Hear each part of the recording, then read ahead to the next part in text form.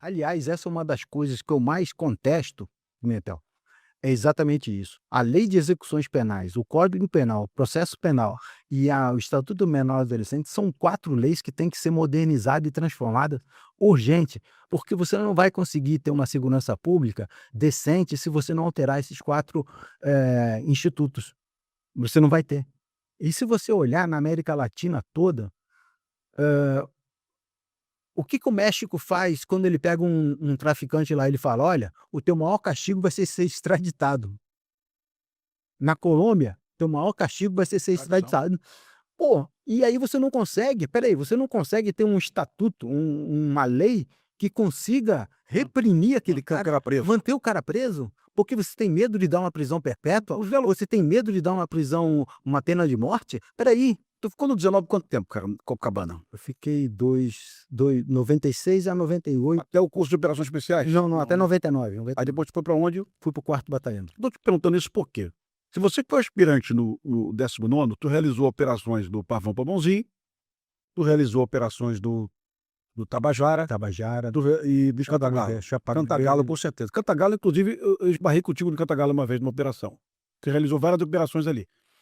A primeira prisão que você fez como aspirante no Cantagalo, no Pavão ou no Tabajara, a primeira prisão que você fez como aspirante de um cara de fuzil, antes que você fosse transferido, o cara já estava na rua de novo, porque era um sexto da pena, sem mudança de regime.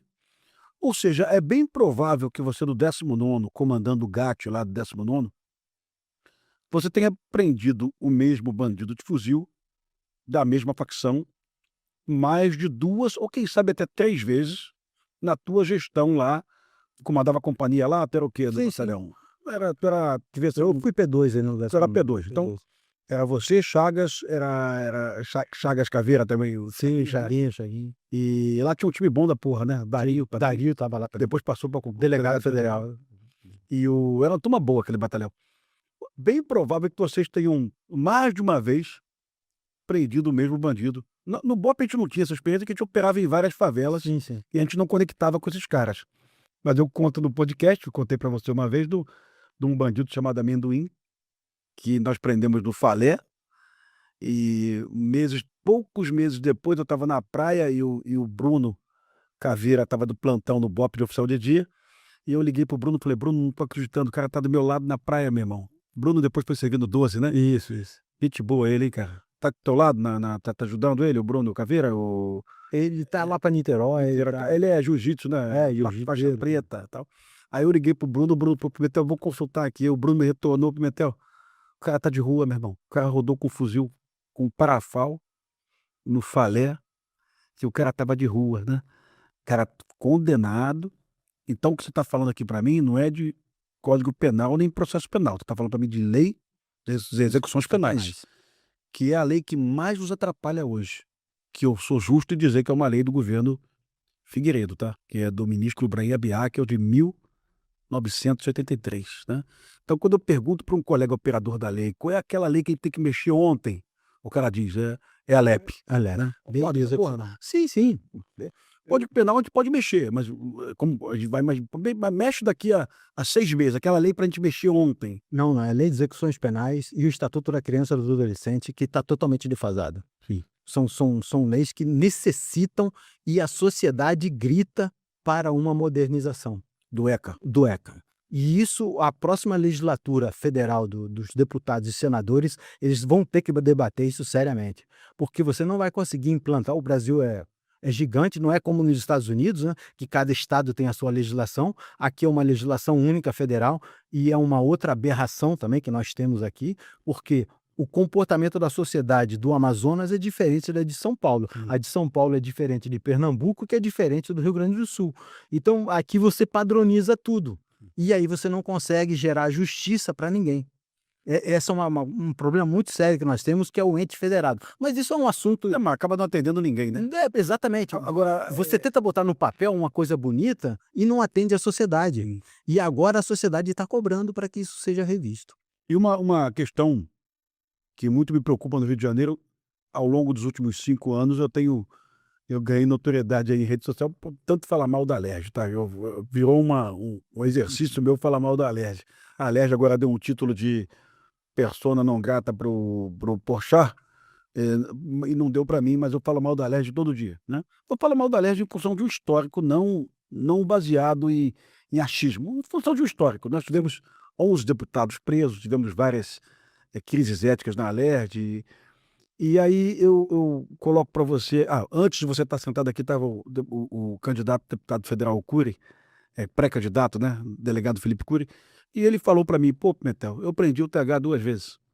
O TH Joias, candidato eleito com 15 mil votos, né, suplente, na verdade, né, foi preso pelo delegado Felipe Cury 2 vezes.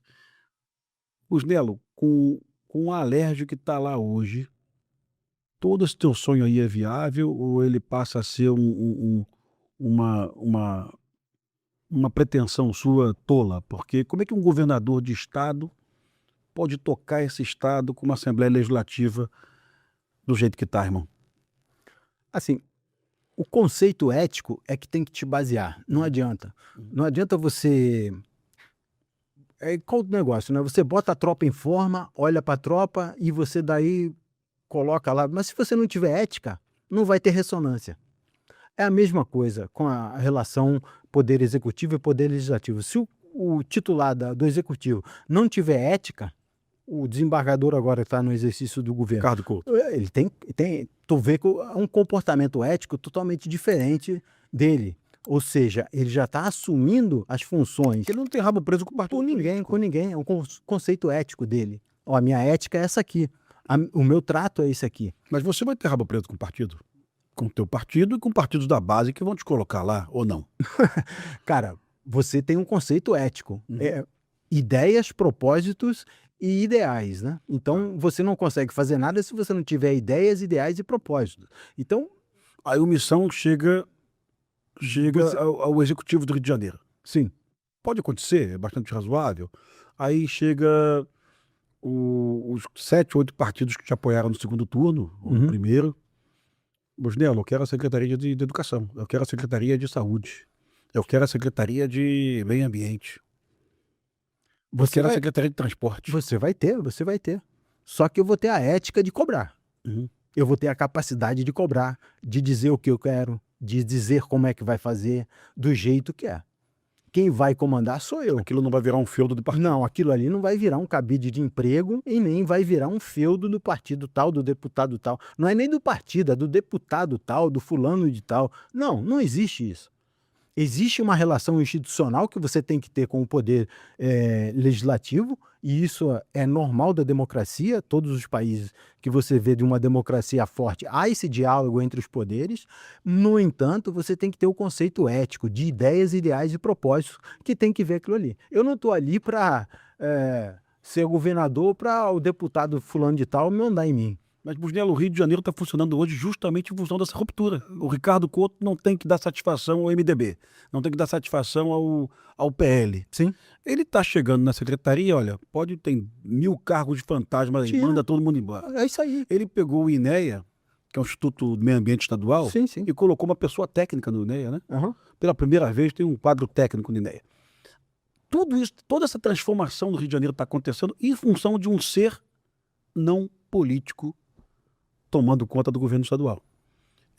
Será que o Rio de Janeiro não precisa de Político partidário. né? político partidário? Político Exato, partidário. exato. É. Exato. No mundo real, o camarada consegue adotar essa mesma ação no Guanabara? Eu não conheço Guanabara, não frequentei Guanabara. Eu e você tivemos uma coisa interessante na polícia. Nos meus 13 anos de polícia, eu nunca servi em gabinete. Você também não, né? Uhum. A gente sempre foi rua, rua e rua, né? Mas a gente ouve falar, né, das pressões, daquela coisa. Tu tá preparado para essa porra, irmão? Assim, de... Muito. Não é pouco.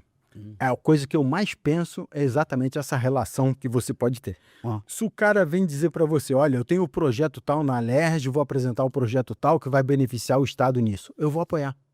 Vai ter o apoio. Se o cara trouxer qualquer coisa que venha beneficiar o Estado do Rio de Janeiro, ele vai ter o nosso apoio. Uhum. Ele vai ter o meu apoio. Agora, ele não vai ter, assim, aquele negócio de a gente sentar na mesa e vamos dividir o bolo. Uhum. Isso não vai ter. Isso não vai acontecer. Isso não pode acontecer. É uma coisa que você tem que negar e que você tem que ter a hombridade de olhar na cara dele e falar que não. Sim. E se for o caso, você até sacaneia o cara. Uhum. Vai no MP, faz um inquérito Sim. e destrói o cara. Ah. Porque você tem um mecanismo para você banalizar, para você tirar a banalização desse tipo de conduta.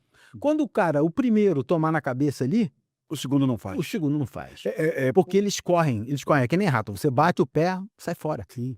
Quando o primeiro tomar na cabeça, opa, Eu tenho essa preocupação e eu vou... só pra dizer, teve um governador que ele até tentou grampear os caras para poder barganhar. Acabou sendo, não vou falar o nome, Sim. mas, sim. porra, o Sim. cara tentou barganhar isso. Eu não vou barganhar. Se tiver que bater na cabeça do cara, o cara vier me chantagear, MP, aqui, tá acontecendo isso aqui. Acabou. Mas eu não vou dar o nome do governador também, mas a história recente do Rio de Janeiro, você procura saber quem foi.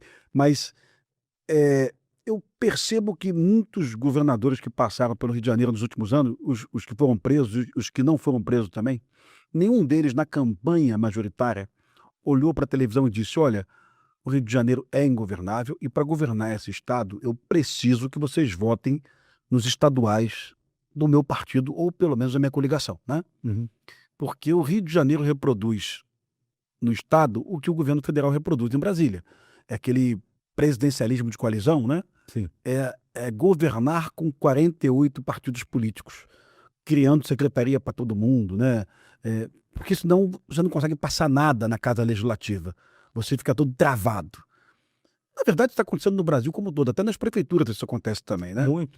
Então, a falta que eu percebo... Hoje as prefeituras são refém das emendas parlamentares, né? Que o parlamentar hoje está mandando nos municípios mais do que os prefeitos. Aí o parlamentar tem direito à emenda, então ele se torna elegível para sempre, né? E se ele tem dinheiro, então fica pouco ética com Currais eleitorais. Exato. É difícil ser deputado no Brasil hoje.